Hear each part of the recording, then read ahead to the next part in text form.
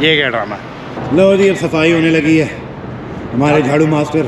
So what do you think, Trump winning the election? What do you think about that?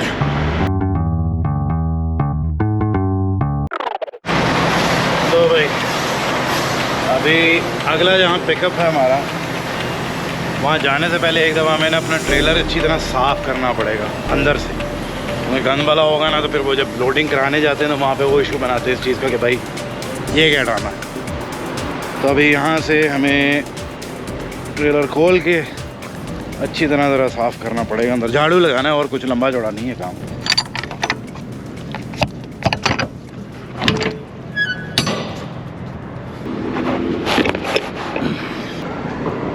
वैसे इतना भी गंदा नहीं है, लेकिन झाड़ू झाड़ू तो लगने वाला. यार इतने स्ट्रैप कितने गए? मैं अंदर अरे चुक ले.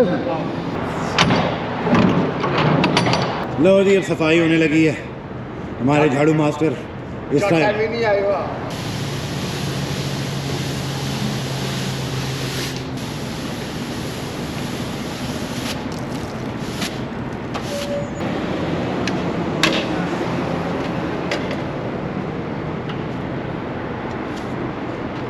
लो जी, सफाई का काम हो गया. उन्होंने बंद करिए नहीं, आपकी जाके ना उत्थे लगता. वैसे हमारे पास हाथ में ग्लव्स होने चाहिए, नहीं तो हाथों का हाल देखो. लेकिन हाथों का आज ही हो जाता है अगर नहीं पहनोगे तो. चलो कोई नहीं, हम जाने ही बाथरूम वगैरह उत्थे जाके साफ सूफ कर देंगे. चलो. A few moments later. Wow, man, 2.5 years with the Knights. Yeah, it's, you know, it's a pretty good company. It's easy going. Is it going? You've been noticing anything like layoffs and stuff like that in your company? No, it's really just based on the drivers and what they choose to do in their life. So what do you think, Trump winning the election? What do you think about that? I'm hoping to see the trucking rates go back up. I'm hoping to see the cost of living go down, and I'm hoping to see everything be more aligned with life, so we can.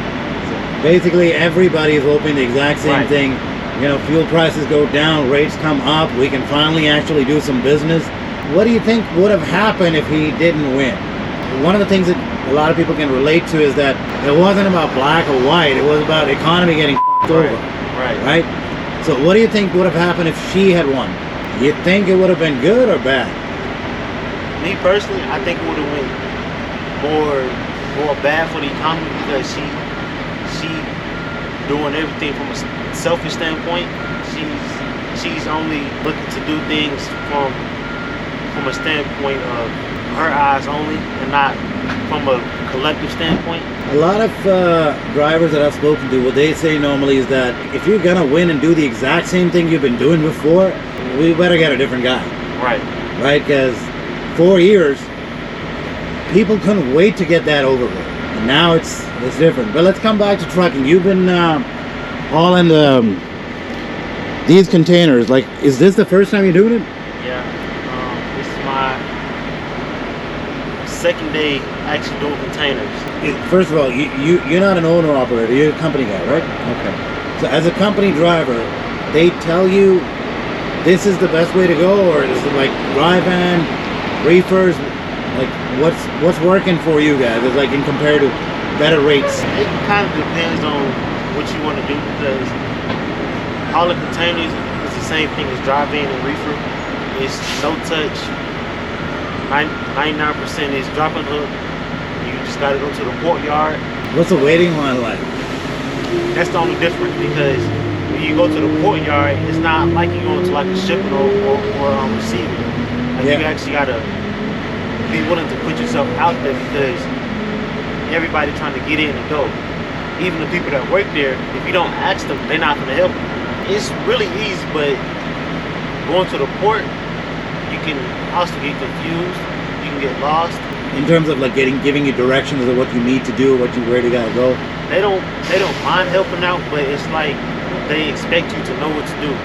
If you have any questions, just call somebody. But like you kind of need like a trainer going out there because it's like they gonna ask you for like a bunch of stuff or things that you're not really equipped to because Because if you've never done it before, you have no idea. Right. It's totally different from drive in and reefer. Last night for me, it was pretty hectic, but Mm-hmm. it was also like a pretty good experience because I learn as I go. In terms of like, you know how different type of containers or like reefer people get paid differently, dry van get paid differently, call hours are getting differently. What about containers? Is there like a rate difference between like a reefer guy and a container guy? Not from my understanding. It's, Same rate? yeah, maybe if you haul a hazmat, but other than that, it's the same as drive in and reefer. What's the plan? You planning on buying your own truck in the meantime, or Yeah, I plan on buying my truck in the future, and I plan on, now that Trump is in the house, yeah. there's a chance for you, right? Right. Well, thank you so much for your time, man. I appreciate it. And anything you want to say? Any last words? Are you guys driving for a company or was this your own truck? We're company drivers. My plan also was to buy my own truck, but with everything that was happening, fuel price and everything, I'm like, not right now. Now that Trump is one, I'm thinking, okay, maybe it's time. That's the goal. You plan on staying in reefer or you plan on doing like a different division? Reefer, the one thing that I don't like is the wait time. Yeah, It's absolutely insane. that's the one thing I hated doing. Yeah. Dry van is actually mostly like switches, so it's Yeah. not that bad. There are different stages to this, right? Where you got a stage where you're a team driver, then you're a solo driver, then you become an owner operator, hook up with a company, and eventually you get your own authority and you work with that, right? So I'm gonna go with the third step right now, eventually work up to my own authority, but right now it's not the time for that. I gotta learn the ropes as an owner operator with a company first. You gotta take baby steps. Exactly. You jump too fast, too far, you're not gonna make it. Exactly. Gotta build that foundation up first. Exactly. Yeah, I've been doing this for 4 years now. 4 years? Yeah. Problem with solo these days, inconsistency. They're not paying you enough with miles. Like you got the miles, sometimes you get like 11,000 miles, next month could be 9,000 miles. The team, it's every single week of going back and forth, right? Considering we're coming from Canada all the way here. Yeah. So it's not bad, 5,400 miles per week. That's not bad. 400 miles. Is that per driver or was that combined? 5,400 miles, like per driver. Per driver? Yeah. That's great. Yeah. But they pay you like 32 cents, 35 cents, right? That's how they do it. You can't never one up because they always. You doing solo? Yeah. Ever done team? Outside of training though, No. the team is not full. Not for everybody, I know. It's a pain in the ass sometimes. Yes. But If you don't find a right guy to work with you, like a right team driver, it's a pain in the ass. yes. Driving with the trainer for I was going crazy. Yeah, you can't sleep properly, you can't eat properly, Yeah. and you're always on the go. What's your YouTube channel? Watch the videos with subtitles, because like I said, we actually doing Hindi and Punjabi. A lot of people watch us based on the information we give them, because a lot of information we're giving them is helping the new driver.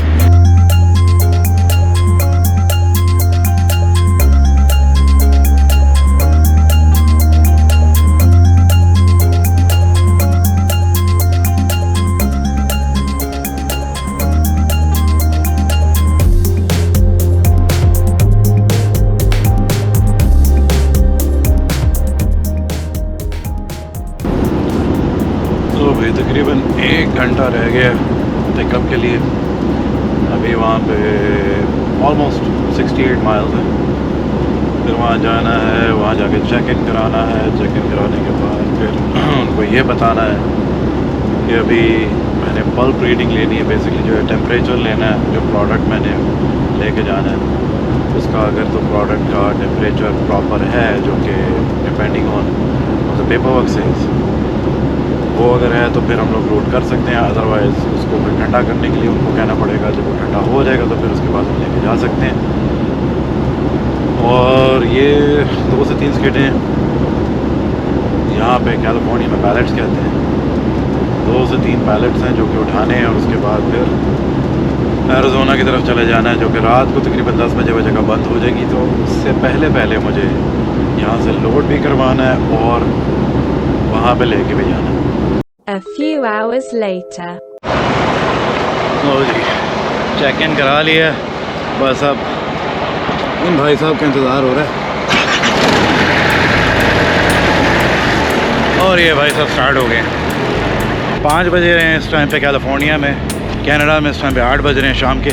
यहाँ से हमने सिर्फ 2 pallets उठाने हैं, उसके बाद सीधा निकल जाना है एरिज़ोना की तरफ। एरिज़ोना रात को 10 बजे वो बंद होता है। उम्मीद तो मुझे है कि ये लोग पहले ही लोड कर देंगे, क्योंकि वहाँ जाते जाते तकरीबन 1.5 घंटा लगेगा। जब इतना ज़्यादा डिस्टेंस होता है ना एक पिकअप और दूसरे पिकअप के बीच में, बड़ा अज़ाब बनता है। स्पेशली यहाँ तो मतलब एक स्टेट में भी नहीं, हम अंदाज़ा लगाओ आप एक चीज़ लाहौर से उठा रहे दूसरी जगह कराची जाना पड़ रहा है, तो बहुत बड़ी खप है यार। लेकिन क्या करें, यही लोड है, यही करना है, पार्ट ऑफ लाइफ। और जी अभी निकले हैं वहाँ से लोडिंग करा के। इतनी जल्दी में सारा कुछ हुआ कि मुझे टाइम ही नहीं मिला कि मैं एक्चुअली कैमरे को ऑन करूँ। हमारा पहली जगह से लोडिंग हो गई है। अब हम जा रहे हैं यूमा एरिज़ोना, वहाँ जाके हमने अपना सेकंड लोड उठाना है, उसके बाद चल वापस कनाडा।